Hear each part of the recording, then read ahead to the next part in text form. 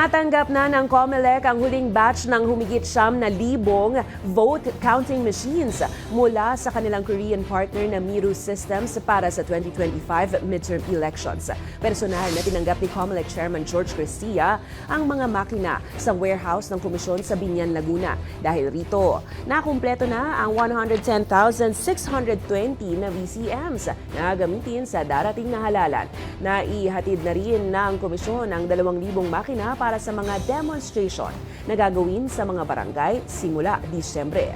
Habang sinimulan na ng Department of Science and Technology kasama ang international certification bodies ang pagsusuri at testing ng mga hardware maging software ng mga makina.